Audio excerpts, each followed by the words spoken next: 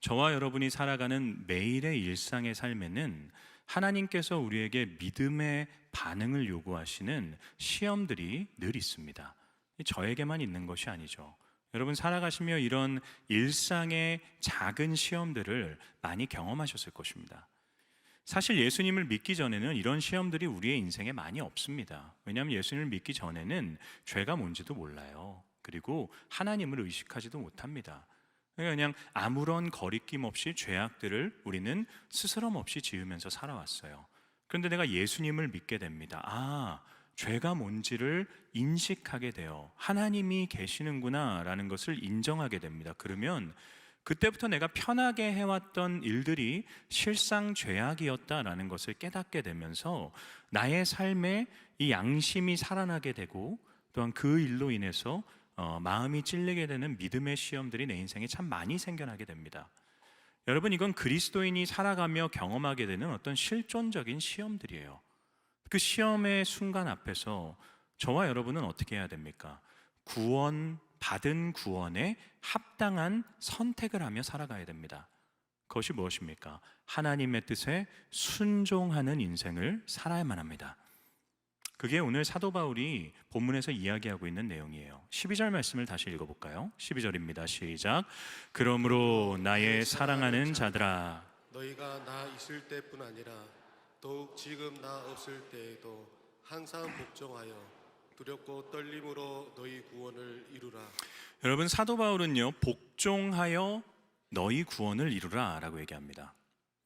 여러분이 복종하여 너희 구원을 이루라는 것을 너희가 스스로 하나님의 말씀에 복종함으로써 구원받아야 된다, 너희의 행위로 구원받아야 된다라는 것으로 생각하시면 안 돼요. 여러분, 이 말씀을 사도 바울이 누구에게 하는 것입니까? 예수님을 믿지 않는 불신자들의 하는 말이 아니에요. 예수님을 믿는 믿음으로 이미 거룩해진 빌립보 교회 성도들에게 보내는 편지입니다. 바울은 이런 고백을 하는 거죠. 너희는 이미 예수님을 믿는 믿음으로 하나님의 백성, 성도가 되었기 때문에 너희의 일상의 삶에서 찾아오는 여러 가지 그 시험들 앞에서 하나님께 순종하는 인생이 되어라 라는 것을 표현하고 있는 것입니다. 그래서 여러분이 12절 말씀이 그러므로로 시작해요. 이 그러므로로 시작한다는 것은 뭘 의미하는 것입니까? 이 12절부터 시작되는 말씀은 이 12절 앞에 있는 내용의 연결 부분이 있다라는 거예요. 그 앞에 내용의 결론 부분이 12절부터 시작되는 말씀이라는 것입니다. 12절 앞에 어떤 내용이 있었나요? 하나님의 근본 본체이신 예수님께서 자신을 낮추시고 인간의 몸으로 오시고, 또한 자기를 더 낮추셔서 십자가 위에서 죽으셨는데요, 그걸 바울이 뭐라고 표현합니까? 죽기까지 복종하신 사건이다라고 얘기합니다. 그래서 이런 얘기를 하는 거예요. 바울은 예수님이 죽기까지 하나님께 복종하심으로써 너희에게 구원을 이루어내셨기 때문에, 그러므로 그분의 구원을 받은 너희들 역시도 하나님께 복종함으로써 너희의 구원의 생활을 이어나가야 된다, 그 말을 하고 있는 것입니다. 하나님의 복종으로 구원받았기에 우리 역시도 하나님께 복종하는 인생을 살아가야 된다라는 것을 사도 바울이 이야기하는 것이죠. 근데 여러분, 우리는 이처럼 일상에서 내 삶에 찾아오는 수많은 믿음의 시험들 앞에서 하나님께 순종하는 인생이 되어야 돼요. 근데 어떻게 가능할까요? 12절에서 그 바울이 중요한 팁을 우리에게 알려줍니다. 12절을 다시 읽어보겠습니다. 그러므로 나의 사랑하는 자들아, 너희가 나 있을 때뿐 아니라 더욱 지금 나 없을 때에도 항상 복종하여 두렵고 떨림으로 너희 구원을 이루라. 여러분, 사도 바울은 우리에게 복종하여 구원을 이루라고 하는데 두 가지의 그 복종의 표현들을 얘기해줘요. 첫 번째는 나 있을 때뿐만이 아니라 나 없을 때에도 복종해라. 이거는 사람이 있든 없든지 하나님께 복종해라 라는 걸 얘기하는 거죠. 또 한 가지는 무엇입니까? 항상 두렵고 떨림으로 하나님께 복종하라 라고 얘기합니다. 여러분, 왜 사도 바울은요, 사람이 있든지 없든지, 그리고 너희가 복종해야 되는데 두렵고 떨림으로 복종해야 된다라고 명령하는 걸까요? 그것은 하나님께서 우리 안에 거하고 계시기 때문입니다. 여러분, 빌립보서에서 사도 바울이 표현하는 구원의 핵심이 뭔지 아십니까? 그리스도와의 신비로운 연합이에요. 우리가 예수님을 믿는 믿음을 고백한 그 순간 하나님께서는 우리 안에 거하십니다. 우리는 하나님 안에 거하고 있어요. 그래서 바울이 빌립보서 1장 말씀에서 뭐라고 합니까? 이는 내게 사는 것이 그리스도니라고 얘기해요.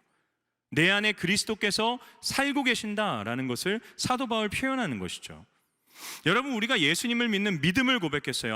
어느 순간 삶에 살아가며 어느 한순간에 내가 진짜 죄인이구나라는 것을 깨닫게 되고, 나의 죄의 문제를 해결하실 수 있는 유일한 분이 예수님이구나라는 것을 깨닫게 되고, 내가 마음으로 믿고 내 입으로 주님이 나의 그리스도 구원자이십니다라는 것을 고백하게 되는 그 순간 하나님이 내 안에 거하기 시작하십니다. 그리고 내 안에 하나님이 거하고 계시는데요, 그분은 내가 세상 끝날까지 내 안에서 나를 떠나지 않으십니다. 어떠한 순간에도 그래요. 여러분, 내가 하나님을 기억하는 순간에도 기억하지 못하는 순간에도 그분은 내 안에 거하고 계십니다. 내 믿음이 좋은 순간에도, 내 믿음이 좀 좋지 않은 순간에도 그분은 이미 내 안에 거하고 계세요. 심지어 내가 교회를 열심히 다니는 순간에도, 또는 내가 교회를 잠시 쉬는 그 순간에도, 시험을 당한 그 순간에도 하나님은 내 안에 떠나지 않고 나와 함께하고 계십니다. 여러분, 이것이요 그리스도인의 담대함의 근거가 돼요. 그리스도인이 자신감을 가질 수 있는 이유가 무엇 때문입니까? 어떤 순간에도 우리가 담대할 수 있는 이유가 무엇입니까? 그리스도께서 내 안에 거하고 계시기 때문이죠. 근데 여러분, 그리스도께서 내 안에 거하고 계신다는 이 사실이 우리에게 자신감과 든든함의 이유가 되기도 하지만, 사실 우리를 두렵고 떨리게 하는 일입니다. 하나님이 내 안에 계세요. 어떤 순간에도 나를 떠나지 않으세요. 심지어 내가 죄를 짓는 그 순간에도 나를 떠나지 않으십니다. 내가 하는 모든 죄악된 생각들, 내가 느끼는 모든 죄악된 감정들, 내가 하는 모든 행동들, 그분이 알고 계신다는 것을 의미하는 것입니다. 사랑하는 성도 여러분, 우리는 하나님이 내 인생의 모든 순간에, 모든 장소에 함께하고 계시다는 사실을 기억하는 인생을 살아야 됩니다. 그걸 한 단어로 뭐라고 표현하는 줄 아세요? 저를 따라해 보시겠습니까? 코람데오. 코람데오예요. 코람데오라고 하는 이 단어는 라틴어로 하나님 앞에서라고 하는 의미입니다. 하나님 앞에서 산다라는 거죠. 내가 어딜 가든지 코람데오입니다. 이곳에서도 코람데오예요. 그런데 내 가정에서도 코람데오입니다. 내 직장에서도 코람데오입니다. 내가 다니는 학교에서도 코람데오입니다. 내가 자주 가는 음식점에서도, 커피숍에서도 코람데오입니다. 내가 타고 다니는 차 안에서도 코람데오입니다. 버스와 지하철 안에서도 코람데오입니다. 이 예배의 공간을 벗어나서 여러분이 이 교회 안에 갖는 우물가에서도, 식당에서도 동일하게 코람데오입니다.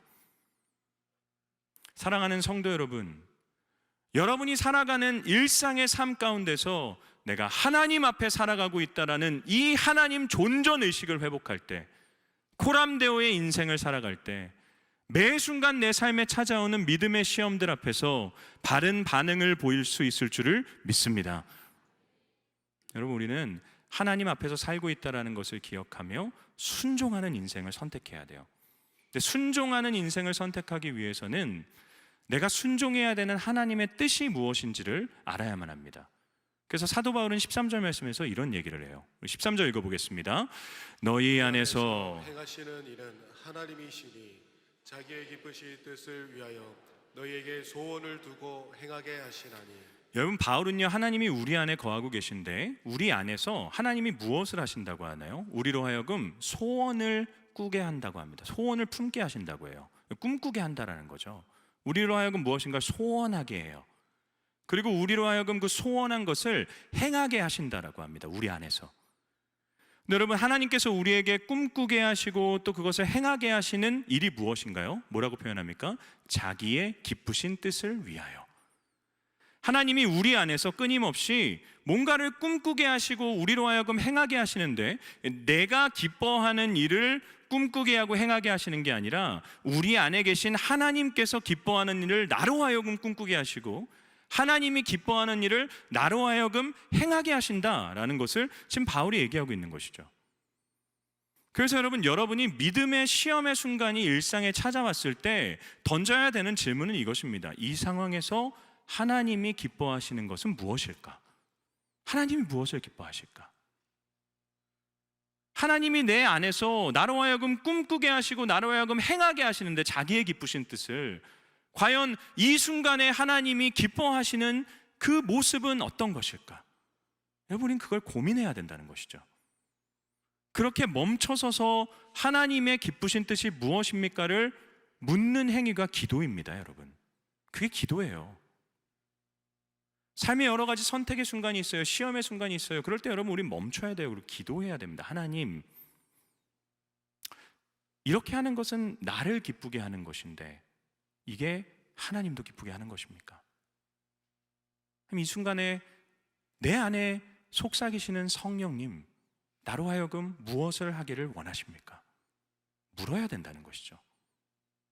근데 이게 너무 광범위한 일이 될 수도 있기 때문에 사도 바울이 우리에게 그 하나님이 기뻐하시는 그분의 뜻이 무엇인지를 잘 설명해 줍니다. 14절 말씀에 등장하는데요. 14절 읽어보겠습니다. 시작. 모든 일을 원망과 시비가 없이 하라. 정말 간단하죠. 사도 바울은요, 너희 안에서 하나님이 너희에게 소원하게 하시고 행하게 하시는 일이 있는데 그 일이 무엇이냐면 모든 일을 원망과 시비가 없이 하는 거다라고 얘기하세요. 그래서 제가 성도님들과 함께 모든 일을 원망하지 않고 또 시비하지 않고 하는 것이 무엇인지를 하나씩 살펴볼 건데, 제가 설교를 작성하고 보니까 두 개를 다 오늘 하면 저도 힘들고 여러분도 힘들어질 것 같아요. 무엇보다 제가 아내한테 집에 가서 많이 혼날 것 같아요. 설교가 길어졌다고 해서.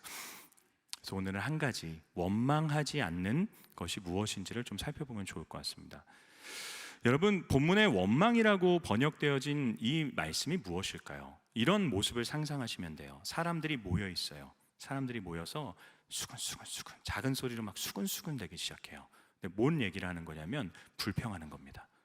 모여서 수군대면서 어떤 일에 대해서, 자신의 인생에 대해서 막 불평을 쏟아내고 있는 모습이 본문에서 이야기하는 원망이라는 의미예요.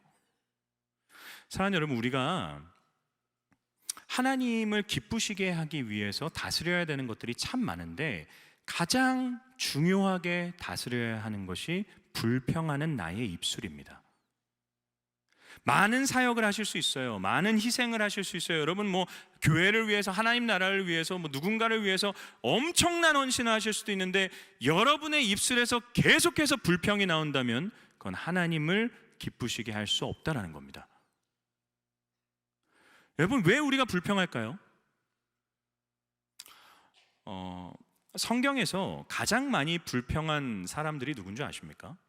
출애굽하고 광야에서 살던 이스라엘 백성들이에요. 여러분, 이들은요 끊임없이 불평합니다. 이들의 불평이 언제 시작되냐면 애굽의, 이집트의 노예로 있을 때부터 시작돼요. 노예로 사니까 불평하는 거예요. 막 불평을 합니다. 하나님이 어떻게 하시나요? 그들을 구원해 주세요.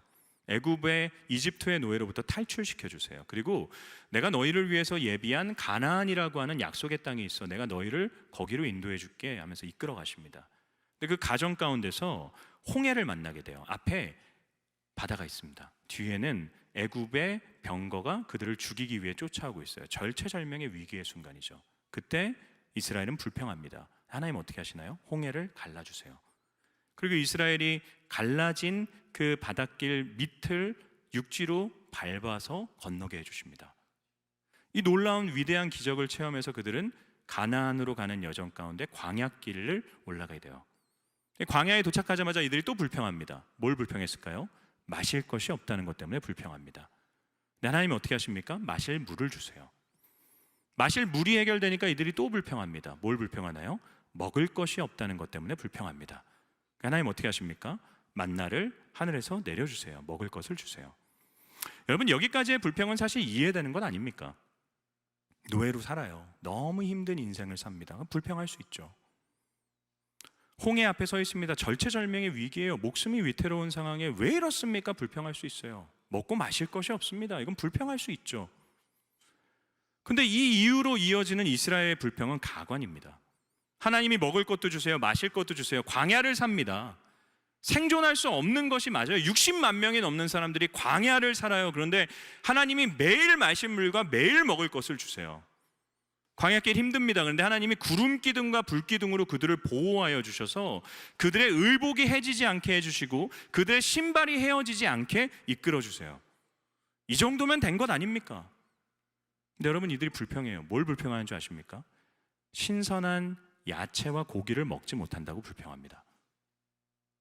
매일 아침 광야에서 먹을 수 있는 것만 해도 엄청나게 감사할 만한 일인데 신선한 야채와 고기를 먹지 못한다고 불평해요. 더 나아가서 광야길이 험하다고 불평하기 시작합니다. 여러분, 이스라엘의 불평의 이유가 무엇 때문이었습니까? 없어서가 아니라 만족하지 못했기 때문에 생기는 거예요. 여러분, 불평은 기억하세요. 늘 불만족으로부터 비롯되는 것입니다. 왜 우리가 불평하나요? 왜 우리의 인생을 두고 하나님께 불평합니까? 불만족스럽기 때문이에요. 만족이 있으면 불평하지 않습니다. 근데 불만족스러우면 늘 불평해요. 근데 여러분, 왜 우리가 이 불만족스러움을 느낄까요? 왜 우리가 불만족할까요? 그것은 비교하기 때문입니다. 불만족은 어디로부터 비롯되냐면 비교로부터 시작돼요. 비교하잖아요? 불만족스럽습니다. 불만족스럽잖아요? 불평이 나오게 됩니다. 이스라엘 백성들이 불평할 때 늘 했던 말이 뭔지 아세요? 애굽에선 이러지 않았다는 겁니다. 애굽에서는 우리가 신선한 야채도 먹었고 신선한 고기도 먹었는데 이 광야길에선 그러지 못한다는 것이죠. 그들은 비교함으로써 불만족스럽게 되고요, 불만족함으로써 불평을 토해냈다라는 것이죠. 여러분, 저와 여러분이 왜 불평하나요? 무엇 때문에 우리가 불만족을 느낍니까? 끊임없이 비교하기 때문 아닙니까? 사랑하는 여러분, 다른 사람을 향해 있는 여러분의 시선을 거두십시오. 그리고 여러분의 시선을 여러분 안에 계신 하나님께 고정시키십시오. 다르게 표현하면요, 다른 사람으로 여러분의 인생을 해석하지 마세요. 내 안에 계시는 하나님으로 여러분의 인생을 해석하십시오. 내 인생을 하나님으로 해석한다는 것이 뭘 의미하는지 아세요? 두 가지를 기억하는 거예요. 첫 번째, 하나님이 나를 사랑하신다는 걸 기억하는 거예요. 또 한 가지는 하나님이 내 인생에 완전한 계획을 세우셨다는 것을 기억하는 것입니다. 하나님이 나를 사랑하시고 그 하나님이 내 인생에 나를 위한 완전한 계획을 세우셨다. 여러분, 이걸 믿는 것이 내 인생을 하나님으로 해석하는 것입니다. 다른 사람과 비교했을 때 내 인생이 부족해 보일 수 있어요. 비교하면요, 내 인생에 불만이 생길 수 있습니다. 불평이 터져 나올 수 있어요. 그런데 하나님께 집중하는 거예요. 내 인생에 비록 다른 사람에 비해서 조금 불만족스러울 수는 있지만 나를 사랑하시는 하나님, 내 인생에 완전한 계획을 세워놓으신 하나님이 허락하신 인생이다. 이걸 믿는 겁니다. 그럼 여러분, 내 인생에 의미가 있게 돼요. 누군가와 비교하면서 내 인생을 끊임없이 비교하잖아요. 그러면 내 인생에 의미가 없어지게 돼요. 하찮은 인생이 됩니다. 난 저 사람처럼 많은 것도 없고 저 사람처럼 높은 자리도 없고 저 사람처럼 대단한 것도 없는데, 그러다 보면 내 인생에 의미가 사라지게 돼요. 근데 하나님 날 사랑하시고 날 향한 완전한 계획을 가지고 계셔서 내 인생을 허락해 주셨다면 그때로부터 내 인생은 분명한 의미가 있는 인생이 되어지게 됩니다. 여러분, 이렇게 인생을 해석한 사람이 닉 부이치치라는 사람이에요. 혹시 알고 계십니까? 이분입니다. 닉 부이치치는 태어나는 순간부터 팔 다리가 없이 태어났어요. 팔 다리가 없이 태어났어요. 여러분, 이분의 유년 시절을 한번 상상해 보십시오. 책에서 뭐라고 표현하냐면 자기는 늘 친구들에게 혐오의 대상이었다라고 해요. 사람들 보면서 늘 혐오했다라고 합니다. 엄청난 괴롭힘을 당했다고 해요. 이분이 자살 시도도 너무 많이 했다라고 합니다. 자신의 유년 시절을 떠올릴 때 이분은 늘 분노였다라고 해요. 늘 분노했대요. 하나님, 왜 내 인생을 이렇게 태어나게 하셨습니까? 왜 내 인생을 이렇게 하나님 하셨습니까? 내가 뭘 잘못했습니까?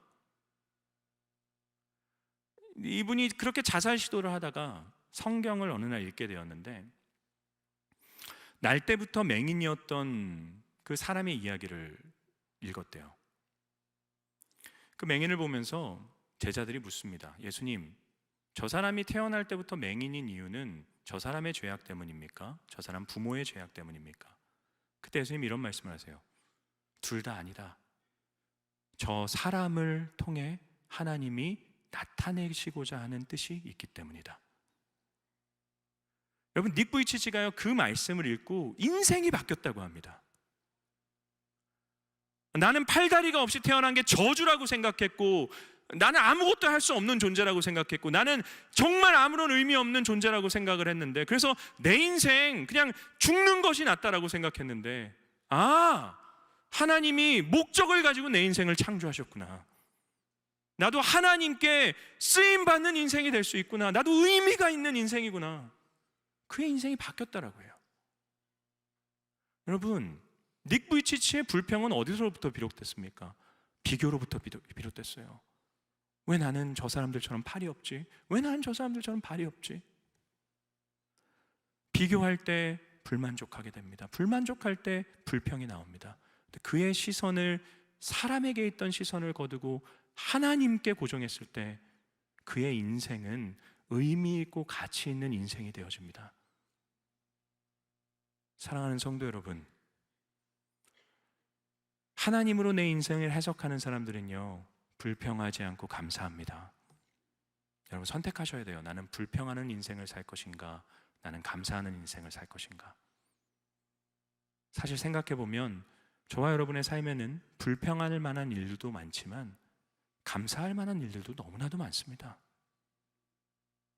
선택해야 돼요. 감사하는 인생을 살면 불평할 수 없습니다. 불평하는 인생을 살면 감사할 수 없어요. 저도 마찬가지입니다. 저를 바라보면요, 답답할 때가 얼마나 많은지 몰라요. 제 스스로 너무 부족하기 때문에 저도 불평이 생길 때가 있습니다. 하나님, 나한테 이런 걸 좀 더 주시죠. 나 이런 거 좀 더 있으면 좋을 텐데, 나 이런 거 있으면 좀 더 하나님 나라를 위해 뭔가 할 수 있을 텐데. 여러분, 가만히 생각해 보면 제 인생은 불평할 것보다 감사할 게 훨씬 더 많은 인생이에요. 감사를 선택하는 것입니다. 여러분의 입에서는 무엇이 나오고 있습니까? 감사입니까? 불평입니까? 불평이 많이 나오고 있다면 여러분, 믿음의 위기로 인식하셔야 돼요. 내가 내 인생을 비교하고 있구나. 내가 내 인생을 하나님으로 해석하지 못하고 있구나. 사도 바울이 이런 얘기를 하잖아요. 믿음의 신비는 자족입니다. 만족할 수 있게 해주는 능력이 믿음의 힘입니다. 여러분, 다음 주가 추수감사주일이에요. 그 주에 딱 와서 감사하는 게 아닙니다. 한 주간 여러분, 감사의 이유들을 찾으셔야 돼요. 나는 하나님께 불평할 수 없는 인생이고 감사해야 되는 인생인데, 난 무엇으로 하나님께 감사할 것인가? 여러분의 삶에 때로는 어쩌면 아무리 생각해봐도 감사할 만한 이유가 없을 수도 있습니다. 근데 여러분, 기억하세요. 그럼에도 저와 여러분 그리스도인들은 감사할 수 있는 사람들입니다. 왠지 아세요? 우리 안에 그리스도께서 계시기 때문입니다. 여러분, 사실 우리는 하나님 앞에서 불평할 것 없는 인생들이에요. 이미 우리가 예수 그리스도를 믿는 믿음을 가지고 우리에게 생명이 생겼다는 것만으로도 우리는 감사할 수밖에 없는 존재들입니다. 그렇지 않나요? 죽어가는 자에게 뭐가 그렇게 중요하겠습니까? 멸망을 앞두고 있는 자에게 중요한 건 생명 외에 없어요. 근데 여러분, 죽어가는 우리를 위해 그리스도께서 우리에게 생명을 주셨어요.